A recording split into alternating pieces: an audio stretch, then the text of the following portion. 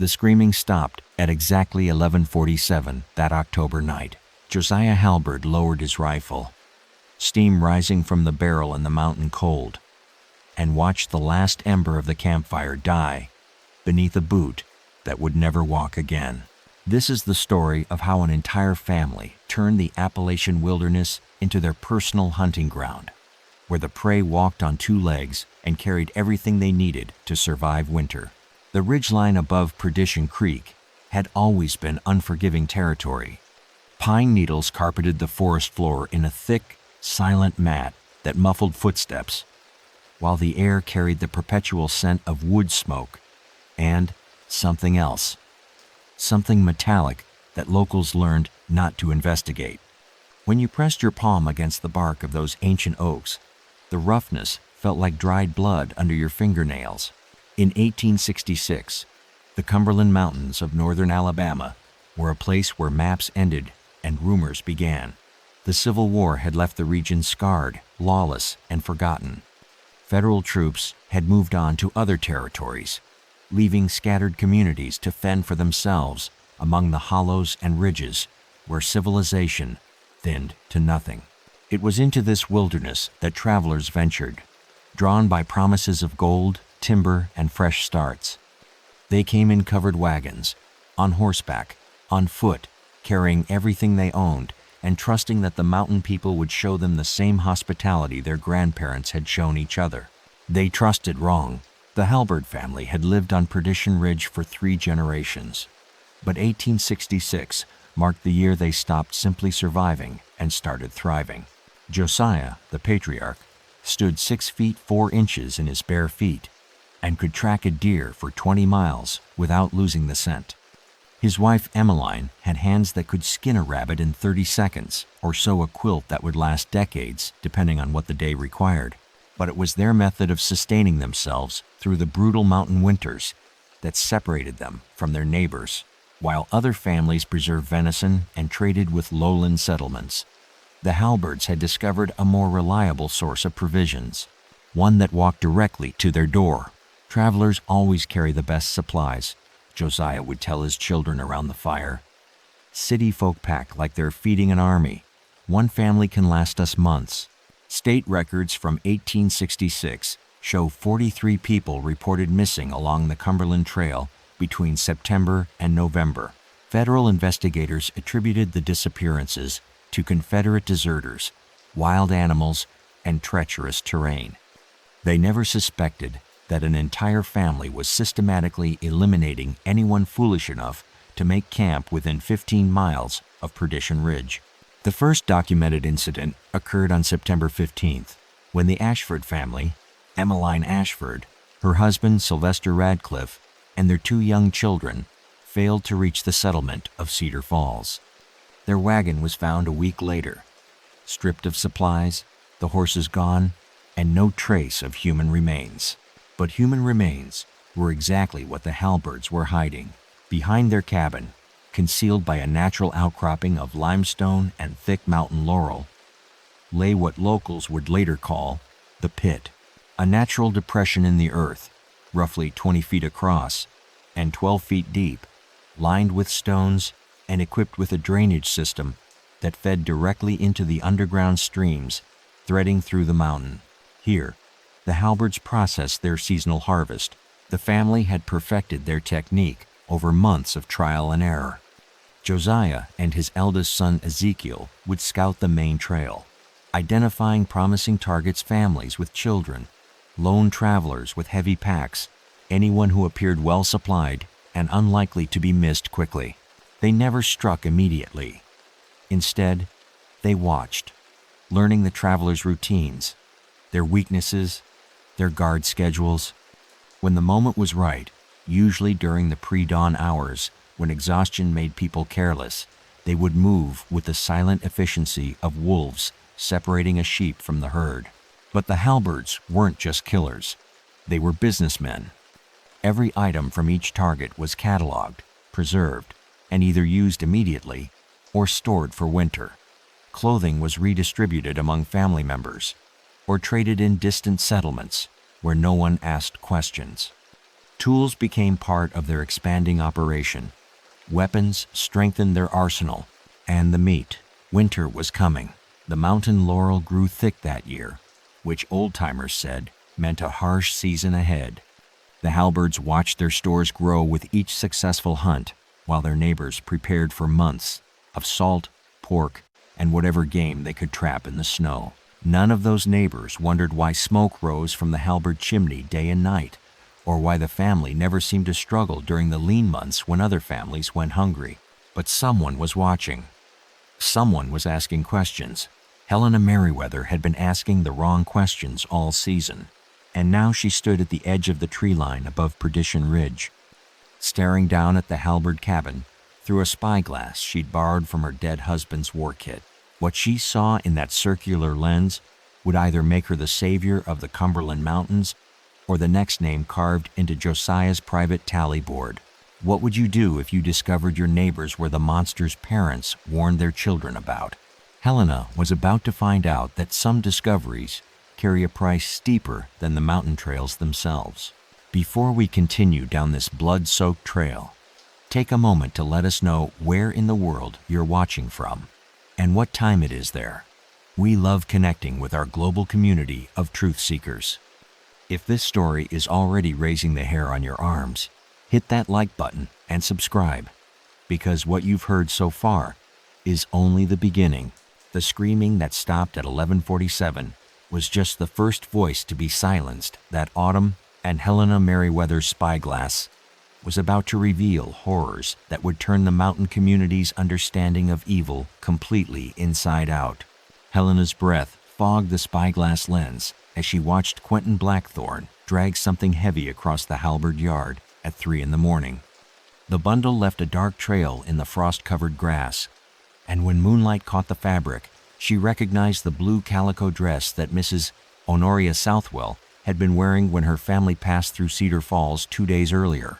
What Helena witnessed through that borrowed lens would either save dozens of lives or add her name to a list that was already too long. The mountain air carried the sound of metal striking wood, rhythmic, methodical, like a carpenter working by lamplight. But carpenters didn't work in the dead of night, and they certainly didn't require the kind of privacy that made a man build his workshop in a natural depression hidden behind his cabin. Helena adjusted the focus ring on her spyglass, and the scene below sharpened into horrible clarity. Josiah Halberd stood beside what appeared to be a stone-lined pit, directing his sons Ezekiel and Quentin as they arranged objects she couldn't quite identify from her perch 300 yards up the ridge.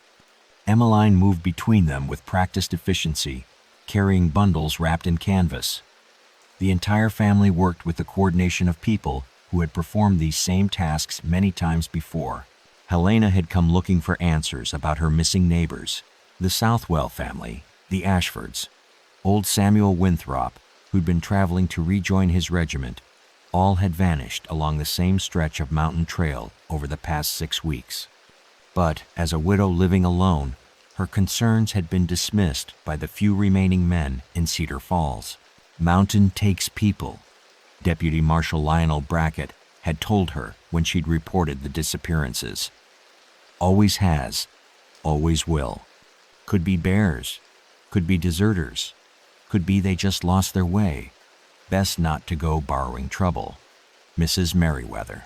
But Helena had borrowed plenty of trouble over her 43 years, and she recognized the difference between natural misfortune and deliberate malice. The war had taught everyone in these mountains about malice. Confederate deserters had turned to banditry. Union stragglers had taken what they needed from whoever had it, and the space between law and lawlessness had grown wide enough for families to disappear without investigation. But this felt different. Too organized, too systematic, too successful. Helena shifted her position against the oak tree and immediately regretted the movement. A branch cracked beneath her weight, not loud enough to wake a normal family, but loud enough to alert people who made their living by listening for sounds that didn't belong. Down in the valley, Josiah Halberd's head turned toward the ridgeline like a wolf catching a scent. The entire Halberd family had frozen mid-task. their heads angled in the same direction, listening with the intensity of predators who had just realized they might have become prey. Helena pressed herself flat against the tree trunk, hardly breathing, her heart hammering so loudly she was certain they could hear it echoing off the mountainside. For 90 seconds, that felt like 90 hours, nobody moved. Then Emmeline Halberd spoke, her voice carrying clearly in the thin mountain air. "Probably just a raccoon. But Quentin, you and Absalom check the upper trails come morning. We can't afford visitors right now." Death was a family business. Helena waited until the Halberds had finished their night work and disappeared inside their cabin before she dared move from her hiding spot.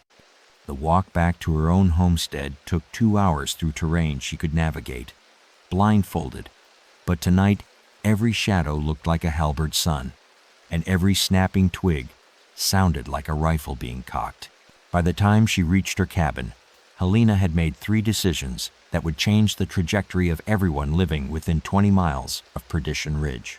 First, she would document everything she had witnessed, not just for her own records, but for the federal authorities, who would eventually have to acknowledge that something worse than war was happening in these mountains. Second, she would warn the next group of travelers before they made the fatal mistake of accepting Halberd hospitality. Third, she would arm herself with something more substantial than her late husband's hunting rifle and the derringer she kept in her apron pocket. Helena lit a candle and opened her husband's war journal to a blank page. In careful handwriting, she recorded the date October 17, 1866, and began documenting what she'd observed. The pit behind the cabin, the bundles wrapped in canvas, the coordinated efficiency of a family that had clearly done this work before. But as she wrote, Helena realized she was documenting more than just evidence. She was creating a record that might serve as her own epitaph if the Halberds discovered her surveillance. The next morning brought news that confirmed Helena's worst fears. Prudence Vexley, who ran the boarding house in Cedar Falls, mentioned that she'd been expecting the Southwell family for 3 days. They'd paid in advance for rooms and never arrived. "Probably took the northern route," Prudence suggested. "A lot of families avoiding the main trail since all the trouble started." But Helena knew better. The Southwells hadn't taken the northern route. They were somewhere in that stone-lined pit behind Josiah Halberd's cabin, and unless someone intervened soon, they wouldn't be the last. The question wasn't whether Helena would act on what she'd witnessed. It was whether she would survive long enough to save the next family, already making their way up the Cumberland Trail toward Perdition Ridge. Because at that very moment, the Blackthorn wagon was creaking through the morning mist, carrying Augusta Ravenscroft, her elderly father Felix Claiborne, and supplies enough to keep the Halberd family comfortable all winter. Augusta Ravenscroft never heard the rifle bolt slide home behind the laurel bushes, but her father Felix Claiborne's war-trained ears caught the metallic click, and his hand moved instinctively toward the pistol beneath his coat. By then, Ezekiel Halberd's crosshairs were already centered on the old man's chest. This moment would decide whether Helena Merriweather's desperate morning ride could save 2 lives or simply add 2 more names to a ledger already thick with blood. The morning sun filtered through pine needles in shafts of golden light, casting long shadows across the Cumberland Trail, where it wound through a natural bottleneck between granite outcroppings. The air smelled of wood smoke and dying leaves, while the rocky ground beneath wagon wheels provided a steady percussion that masked the sound of footsteps in the underbrush.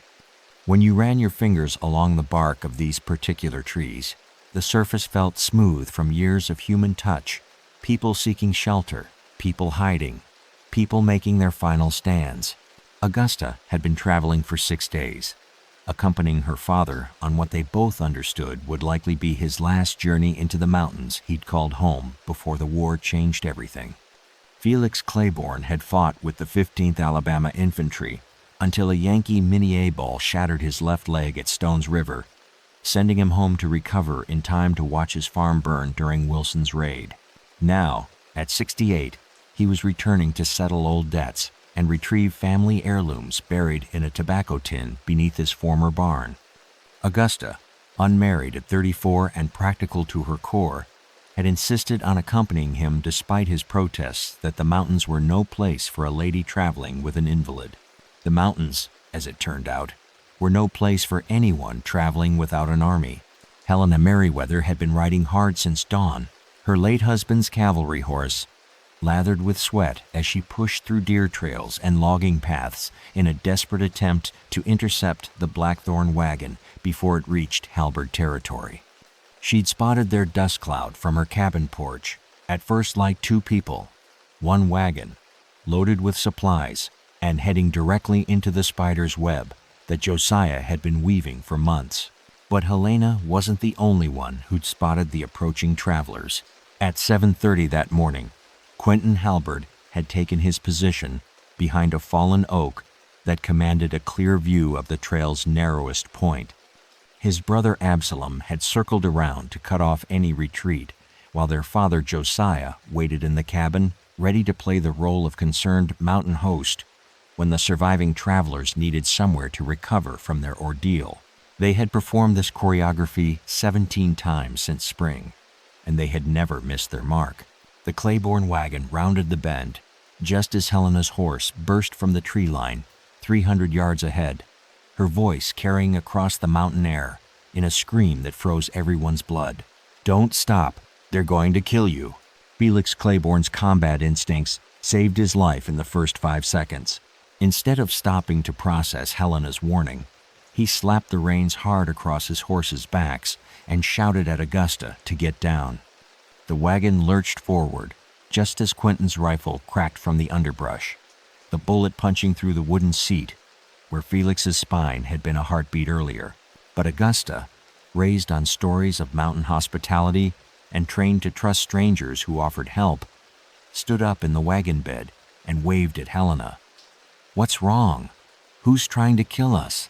The second rifle shot took off Augusta's hat and convinced her that questions could wait. Family traditions die hard. Helena's horse reached the wagon just as Absalom Halberd stepped onto the trail ahead of them, his rifle trained on the approaching horses.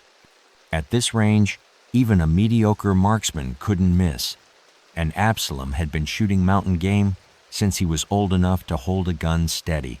"Stop right there," Absalom called, his voice carrying the calm authority of someone accustomed to being obeyed. "No need for anyone to get hurt if everyone stays sensible." Felix pulled back on the reins, but not because he intended to surrender.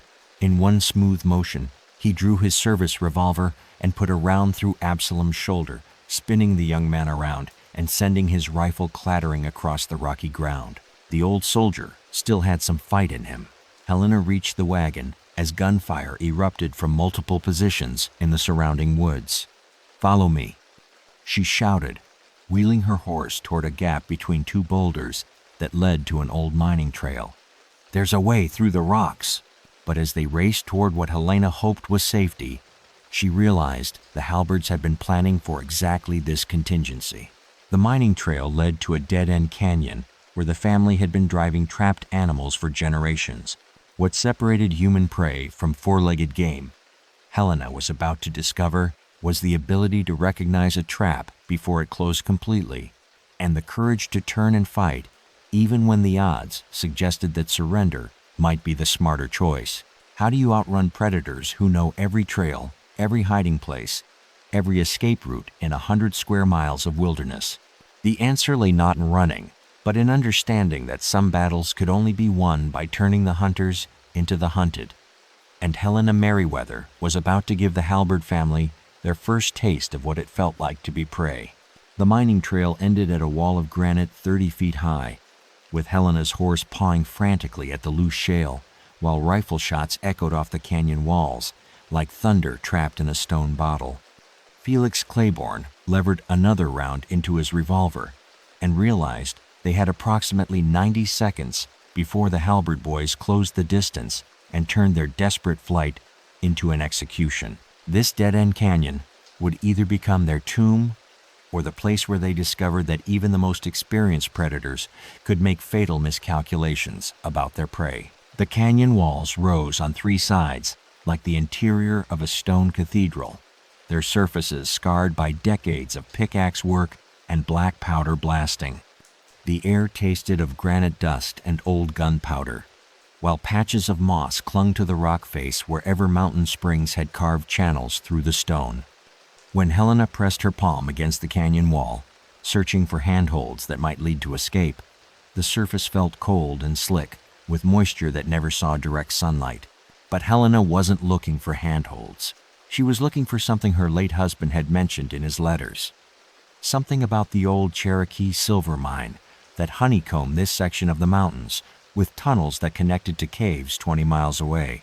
"There," she shouted, pointing to a shadow between two boulders that didn't quite match the natural contours of the rock. "The mine entrance." Samuel wrote about it, said the Cherokee sealed it before they were forced out. But the seal wasn't meant to keep people in. Augusta grabbed her father's arm as another rifle shot chipped stone inches from her head. "Papa, we have to try." Felix looked at the dark opening Helena had spotted, then at the trail behind them where voices were growing louder and closer. At 68, with a game leg and a war wound that ached in cold weather, he understood that his choices had narrowed to crawling through unknown tunnels or dying in familiar sunlight. The decision took him 3 seconds. "Ladies first," he said, and began reloading his revolver with hands that only trembled slightly. Quentin Halberd appeared at the mouth of the canyon just as Helena disappeared into the mine entrance, her borrowed horse tied to a scrub pine and whinnying nervously at the scent of old dynamite and disturbed earth. Behind Quentin came Ezekiel, blood seeping through a makeshift bandage where Felix's first shot had creased his shoulder. "No way out through there," Quentin called, his voice echoing off the canyon walls. "That mine's been flooded for 20 years. All you're doing is choosing how you die."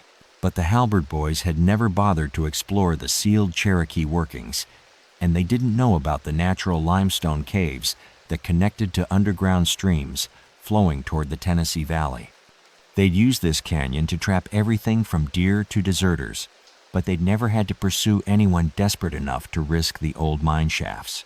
State geological surveys from 1847 indicated that the Cherokee had been mining silver from these mountains for generations before white settlers arrived, using techniques that followed natural cave systems rather than fighting against them. When the Cherokee were forced to abandon their territory, they'd sealed the mine entrances with stone cairns and earth not to hide the silver, but to prevent the tunnels from being used as hiding places by anyone who might follow. They never intended the seals to be permanent. Helena's voice echoed from somewhere in the darkness beyond the mine entrance. "There's air moving through here. The tunnels connect to something." Augusta's voice followed. "I can hear water running." Felix positioned himself behind a boulder that offered protection from the canyon mouth, while still allowing him to cover the mine entrance. If the Halberds wanted to follow his daughter and Helena into the tunnels, they'd have to get past an old soldier who'd held worse positions against better odds. "Your choice, boys," Felix called out. "You can wait out there until I run out of ammunition, or you can come in here, where my bad leg won't matter and your numbers won't help you." The echoes died slowly. Quentin and Ezekiel had spent their entire lives hunting prey that ran in straight lines and hid in predictable places. They understood the rhythms of panicked flight, the mistakes that exhausted animals made when death was closing in behind them. But they'd never dealt with prey that possessed military training, tactical thinking, and the kind of desperate courage that transformed victims into combatants. They were about to learn that experience gained hunting deer didn't necessarily translate to hunting people who shot back. Inside the mine tunnel, Helena's voice carried a note of excitement that seemed impossible given their circumstances. "There's light ahead, not daylight, something else." Augusta's reply came from deeper in the tunnel. "There's a whole chamber back here. And Helena, there are supplies, lots of supplies." The darkness hides many secrets. Felix heard the surprise in Augusta's voice turn to something else, something that suggested they'd found more than just an escape route through the mountain. But whatever discovery awaited in the Cherokee tunnels would have to wait, because Quentin Halberd had just made a decision that would either end the standoff or turn a desperate escape into something approaching a fair fight. What Augusta had discovered in that hidden chamber would explain why the Halberd family had been so successful for so long and why their hunting ground extended far beyond the boundaries that anyone in Cedar Falls had ever suspected. Augusta's scream echoed through the limestone chamber for 12 seconds before shock stole her voice. And when the echoes died, even the underground stream seemed to whisper in horror at what the flickering torchlight had revealed. Stacked against the far wall like cordwood were human skulls, dozens of them, each one bearing the same distinctive crack across the temple that spoke of systematic execution. The Cherokee hadn't sealed this mine to hide silver. They'd sealed it to contain evidence of atrocities that made the Halberd family's recent activities look like amateur work. The chamber stretched beyond the reach of Helena's torch, its ceiling lost in shadows that seemed to absorb light rather than reflect it. The air tasted of limestone and old death, while mineral deposits had formed strange sculptures that looked disturbingly like human figures frozen in their final moments. When Augusta steadied herself against the chamber wall, her palm came away wet with something that wasn't water, something that had been seeping from cracks in the rock for longer than anyone living could remember. Helena moved deeper into the chamber, her torch revealing details that reconstructed a timeline stretching back decades. The supplies Augusta had initially spotted weren't recent additions, they were goods accumulated over years of systematic robbery and murder. Bolts of cloth from mills that had closed before the war. Tools marked with blacksmith stamps from settlements that no longer existed. Weapons ranging from Kentucky rifles to cavalry sabers to tomahawks that had never belonged to Cherokee hands. "How long?" Augusta whispered, staring at a child's wooden toy that sat atop a pile of moth-eaten clothing. "How long have they been doing this?" Helena examined a leather satchel bearing the initials EW and felt her blood turn to ice water. Eugenia Withrow had been her neighbor's daughter, a girl who'd left Cedar Falls in 1854 to marry a circuit preacher. The family had received one letter saying she'd arrived safely in Huntsville, then nothing. Now Helena understood why. The satchel contained Eugenia's wedding dress, carefully preserved in cedar shavings, along with her mother's pearl brooch and a silver locket containing a daguerreotype of her intended husband. At the bottom of the satchel, wrapped in oilcloth, was a journal with entries dating from 1854 to 1866. Helena opened it with trembling hands and read aloud by torchlight. September the 3rd, 1854. Young couple, well supplied, heading west. Josiah says they'll make good winter provisions. Emmeline took the girl's dress, fits her perfect. October the 15th, 1855. Traveling preacher, thin but clean. Quentin practiced his knife work, getting better at it. May the 22nd, 1858. Family of 5 from Georgia. Children scream too much. Next time, Josiah says, we take the parents first. The journal documented 12 years of methodical murder, with entries growing more detailed and technical as the family refined their techniques. They'd been using the Cherokee mine as a storage facility for evidence and supplies, while the natural limestone caves provided disposal sites that would never be discovered. But the most chilling revelation came in the journal's final entries, written in Emmeline Halberd's careful handwriting. October the 10th, 1866. Helena Merriweather had been watching the ridge, saw her spyglass catching moonlight. Time to expand operations. The family had known about Helena's surveillance from the beginning. Felix's voice carried into the chamber from the tunnel entrance. Ladies, whatever you're looking at in there, it'll have to wait. They're coming through the mine.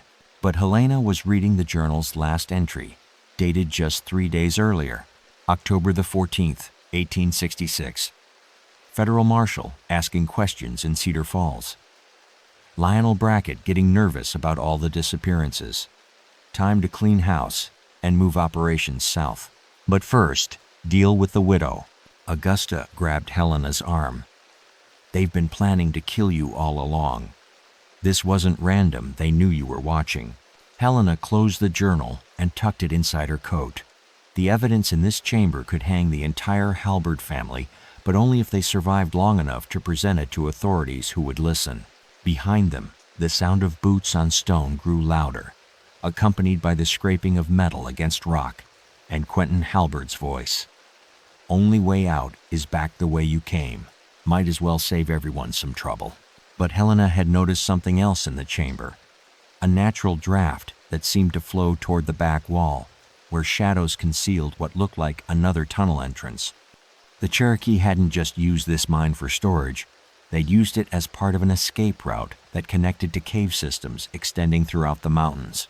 The hunters had become the hunted, but the chase was far from over.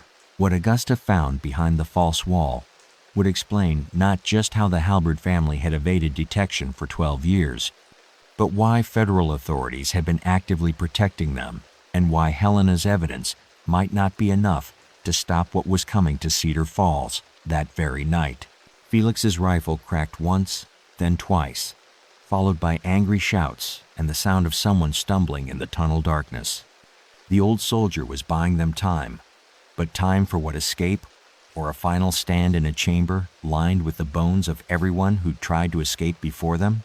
Augusta's fingers found the hidden lever behind the false stone wall, just as Quentin Halberd's torchlight flickered into the main chamber, and when the concealed door swung open, it revealed uniforms hanging on pegs like blue ghosts.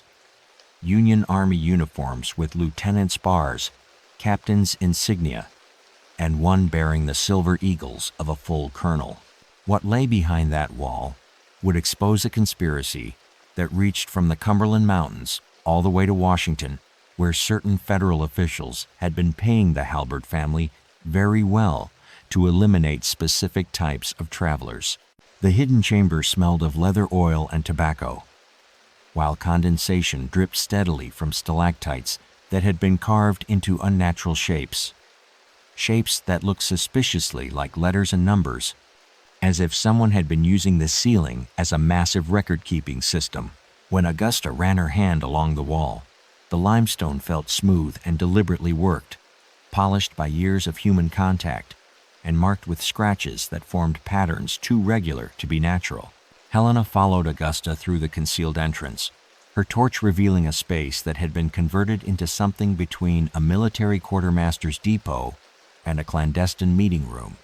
Wooden crates lined the walls, each one stenciled with federal inventory numbers and shipping dates ranging from 1862 to 1866. Maps covered a natural stone table, their surfaces marked with red pins and penciled notations in multiple handwritings. But it was the correspondence that made Helena's blood freeze. Stacked in neat bundles and tied with official ribbon were letters bearing the letterhead of the United States Army Department of Military Intelligence. Augusta opened one dated October 1st, 1866, and read aloud, "Colonel J. Halberd. Proceed with elimination of Confederate sympathizers attempting passage through Sector 7. Payment of $200 gold per confirmed target will be delivered via usual channels. Signed, Major L. Brackett, DMI." Helena snatched the letter from Augusta's hands. "Lionel Brackett. That's our deputy marshal in Cedar Falls, but he's just a local lawman, not military intelligence." Augusta opened another bundle, these letters dating back to 1863. The individuals named in the attached manifest are suspected of carrying Confederate dispatches and gold. Their elimination serves both strategic and financial objectives. Dispose of remains as discussed. No survivors, no witnesses. The manifest attached to that letter contained 47 names, including several that Helena recognized from missing persons reports that had been dismissed by local authorities. Travelers who'd been described as Confederate sympathizers or suspected spies had been systematically murdered by the Halberd family under direct federal authorization. But the operation went deeper than individual assassinations. Maps spread across the stone table revealed a network of similar operations throughout the South. Red pins marked locations in Tennessee, Georgia, and Mississippi, where other families were performing identical services for federal intelligence officers. The Halberds weren't isolated mountain murderers. They were part of an organized campaign to eliminate anyone who might threaten Reconstruction efforts or carry intelligence to Confederate holdouts. Felix's voice echoed from the main chamber. "Running low on ammunition. Whatever you're finding back there, you'd better find it fast." The sound of rifle fire punctuated his words, followed by Ezekiel Halberd's angry shout. "Give it up, old man. We know every inch of these tunnels." But they didn't know about the federal connection, and they didn't know that their own activities had been documented by their government handlers with the same methodical precision that characterized all military intelligence operations. Augusta discovered the true scope of the conspiracy in a leather portfolio marked Eyes Only DMI Classification Alpha. Inside were detailed reports on each target, including background information that could only have come from federal surveillance networks. The Halberd family hadn't been selecting victims randomly. They'd been provided with specific intelligence on travelers who posed political or economic threats to federal Reconstruction policies. War makes monsters of ordinary people. Helena found herself staring at a daguerreotype that stopped her heart. It showed Lionel Brackett in a Union colonel's uniform, standing beside a man she recognized as Josiah Halberd. Both men were smiling, and between them lay the bodies of what appeared to be Confederate soldiers, their hands bound behind their backs. The photograph was dated April 15, 1865, the same day President Lincoln was assassinated. Augusta's voice carried a note of sick realization. They weren't just killing travelers for supplies, they were eliminating witnesses to war crimes. The final piece of evidence came in the form of a telegram, dated 3 days earlier. DMI operations concluding. Eliminate all local assets and evidence. Prepare for relocation to Arkansas Territory. New operational parameters to follow. Major L. Brackett. Helena understood instantly. The Halberd family's usefulness to federal intelligence had ended, and now they were being eliminated just like their victims. But first, they intended to clean up loose ends, starting with anyone who might have evidence of their activities. Starting with her, Felix's rifle cracked twice more, followed by the sound of someone cursing in the darkness. Then his voice, strained but determined. "They're backing off. Must have run into something they weren't expecting." But Helena knew the Halberds weren't retreating.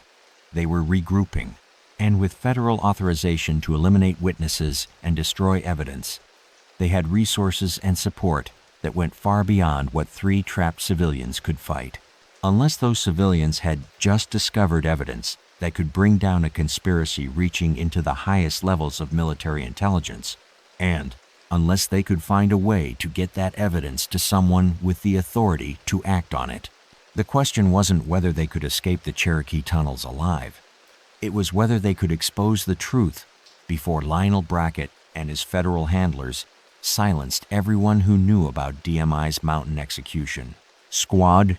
But time was running shorter than Augusta realized, because at that very moment, federal agents were already moving through Cedar Falls, and their orders regarding Helena Merriweather and anyone she might have told were written in language that left no room for misinterpretation.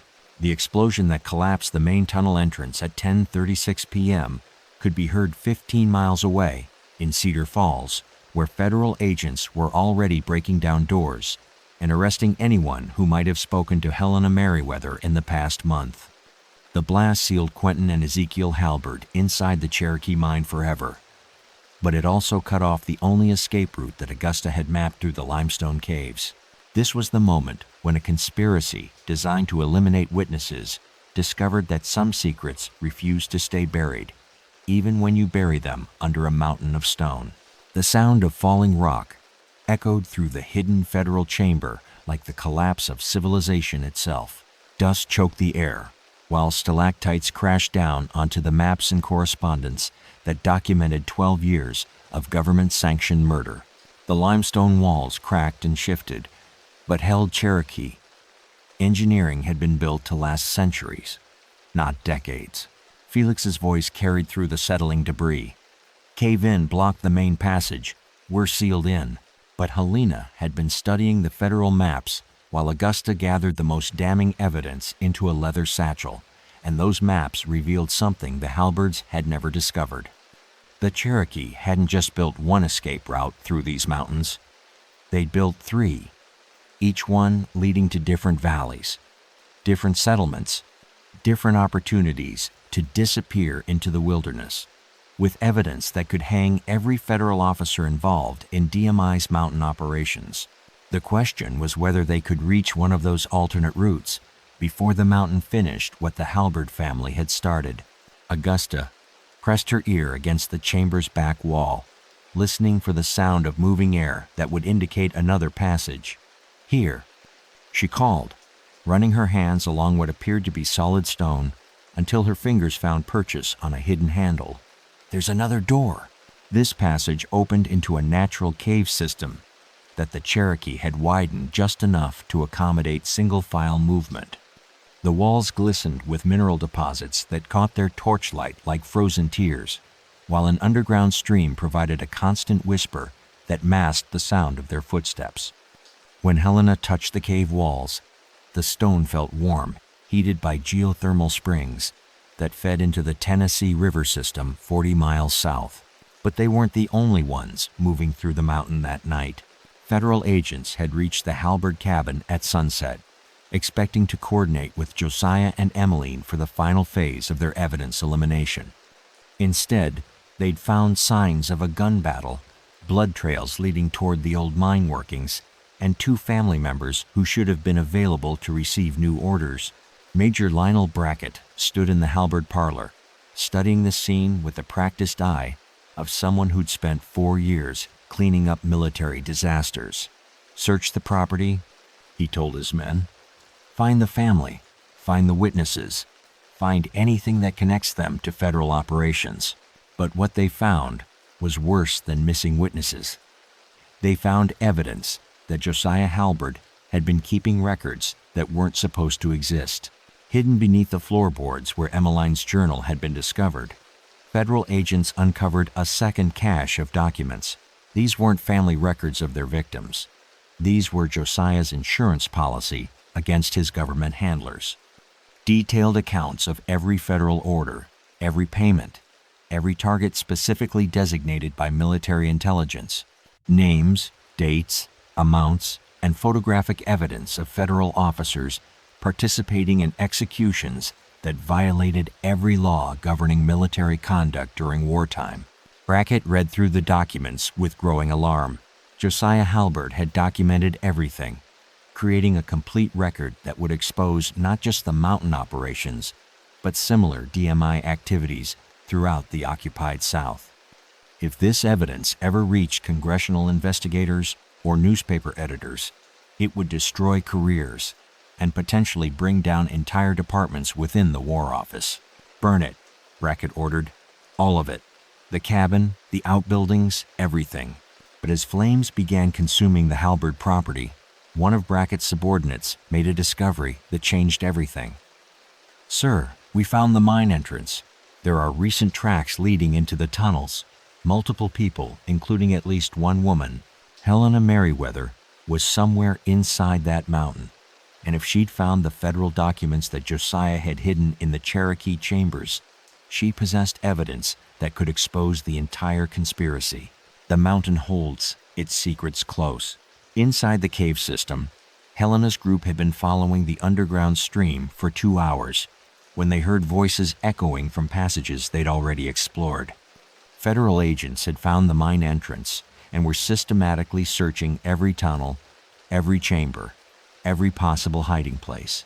"They're behind us," Felix whispered, checking his remaining ammunition. "And probably ahead of us, too, if they know these caves." But Augusta had been studying one of the federal maps by torchlight, comparing it to Cherokee markings carved into the cave walls. The Cherokee weren't just mining silver here, she realized. They were conducting ceremonies, sacred ceremonies that required specific astronomical alignments.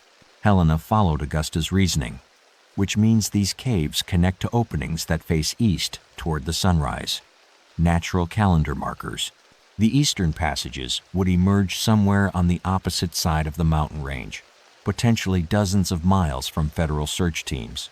But reaching those passages would require traveling deeper into cave systems that might flood with the next heavy rain, or collapse from geological instability, or simply dead end in chambers where Cherokee priests had performed rituals that were never meant for outsider eyes. Behind them, torchlight flickered in passages they'd traversed earlier. Federal voices grew louder, more urgent. Major Brackett's men were gaining ground, and they had orders regarding witnesses that didn't include taking prisoners. But Helena clutched the leather satchel containing evidence that could expose a conspiracy reaching from Cumberland County to Washington, D.C., and she'd spent too many years watching her neighbors disappear to surrender that evidence without a fight.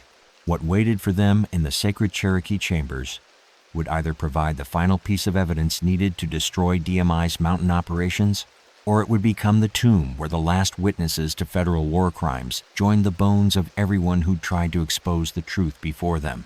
The torchlight behind them was getting brighter, and Helena could hear Major Brackett's voice echoing through the limestone passages.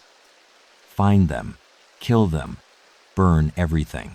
The sacred Cherokee chamber opened into morning sunlight at exactly 6:42 a.m., just as Major Brackett's torch appeared in the tunnel entrance 40 feet behind them, and Helena realized that 12 years of conspiracy would be decided by whoever could reach the daylight first. Felix raised his revolver for what he knew would be his final shots. Everything that followed would determine whether the truth about DMI's mountain execution squad died with its last witnesses or survived to expose a government conspiracy that reached into the highest levels of military command. The eastern cave mouth opened onto a natural ledge that overlooked the Tennessee Valley, where morning mist rose from rivers that had carried Cherokee prayers and federal secrets toward the sea for longer than white settlers had been mapping these mountains. The air tasted of pine resin and wood smoke from settlements dozens of miles away, while the rocky ledge beneath their feet showed evidence of ceremonial fires that had burned here for generations before the Trail of Tears scattered the tribes westward. Helena emerged first, clutching the leather satchel that contained evidence capable of destroying careers and exposing war crimes that violated every principle the Union claimed to represent. Behind her, Augusta helped Felix navigate the final climb despite his wounded leg, while torchlight from the pursuing federal agents grew brighter in the cave mouth. But Major Brackett had made a tactical error that would cost him everything. In his urgency to eliminate witnesses, he'd entered the Cherokee tunnels without adequate reconnaissance. The eastern cave system wasn't just a natural formation, it was a defensive position that Cherokee warriors had used for centuries to observe enemy movements in the valley below. Anyone emerging from the caves would be silhouetted against the sunrise, visible to observers for miles in every direction. Helena had counted on this. As Brackett and his men climbed toward the cave mouth, Helena was already signaling with a fragment of mirror glass toward a distant ridge where smoke rose from a chimney. The cabin belonged to Samuel Winthrop, a Union Army telegraph operator who'd been mustered out after losing his right arm at Chancellorsville. More importantly, he was the only federal employee in the region who hadn't been compromised by DMI operations. Winthrop's response came 30 seconds later, 3 flashes of reflected sunlight that confirmed he'd received Helena's message and understood its urgency. The final confrontation lasted exactly 97 seconds. Major Brackett emerged from the cave with his service revolver drawn, followed by 2 subordinates whose faces showed the strain of men who'd been ordered to commit murder in the name of national security. Felix positioned himself between the federal agents and the women, his own weapon steady despite exhaustion and blood loss from his earlier wounds. Mrs. Merriweather, Brackett called across the 20 feet of stone ledge that separated them. "You're interfering with official military business. Surrender the documents, and we can discuss terms." Helena's response carried clearly in the mountain air. "The only terms I'm interested in, Major, involve you explaining to a congressional committee why federal agents have been murdering civilians for 12 years. Brackett's first shot shattered rock inches from Helena's head, but Felix's return fire was more accurate. The old soldier's bullet caught Brackett in the shoulder, spinning him around and sending his revolver clattering toward the ledge's edge. The second federal agent raised his weapon toward Augusta, but never got the chance to fire. Helena's Derringer, the small pistol she'd carried in her apron pocket throughout the entire ordeal, spoke twice in rapid succession. Both shots found their mark. The surviving federal agent looked at his dead companions, then at 3 civilians who'd just eliminated a federal military unit, and made the smartest decision of his career. He raised his hands and began talking. What he revealed in the next 10 minutes provided the final pieces of a conspiracy that stretched from the Cumberland Mountains to Secretary of War Edwin Stanton's office in Washington. DMI had been operating execution squads throughout the occupied South, eliminating anyone who might threaten Reconstruction policies or expose federal war crimes committed during the final months of conflict. The Halberd family had been one of dozens of such units, but they'd become too successful, too visible, and ultimately too dangerous to their federal handlers. The order to eliminate them had come directly from Washington, along with instructions to destroy all evidence of DMI's extra-legal activities. But evidence has a way of surviving even the most thorough cover-up attempts. Samuel Winthrop's telegraph key had been busy during the confrontation on the ledge, transmitting copies of the federal documents to newspaper editors in Nashville, Atlanta, and Washington. By noon, congressional investigators were demanding explanations from War Department officials who suddenly discovered urgent business in other territories. The surviving federal agent provided testimony that resulted in 14 arrests, 7 court-martial proceedings, and the complete dissolution of DMI's southern operations. Major Lionel Brackett died of his wounds 3 days later, taking secrets to his grave that might have implicated officials whose names never appeared in any official records. Helena Merriweather survived to testify before 3 separate congressional committees, becoming the first woman to provide evidence in federal war crimes proceedings. Augusta and Felix returned to their rebuilt farm, where they lived quietly until their deaths in the 1890s. The Halberd family was never found. Searchers eventually located the collapsed tunnel entrance and confirmed that no one could have survived the cave-in, but no bodies were ever recovered from the Cherokee mine system. Truth carved in stone endures, but local residents in the Cumberland Mountains still report strange occurrences around the old Halberd property. Campers describe the sound of axes chopping wood in the middle of the night. Hikers find freshly skinned game hanging from trees where no hunters have been seen for miles. And sometimes, when the mist rises thick from Perdition Creek, people claim they can smell wood smoke carrying scents that make their stomachs turn, and their memories whisper warnings about accepting hospitality from strangers who smile too much and ask too few questions. We're only scratching the surface. The next case is even darker. Subscribe before it drops.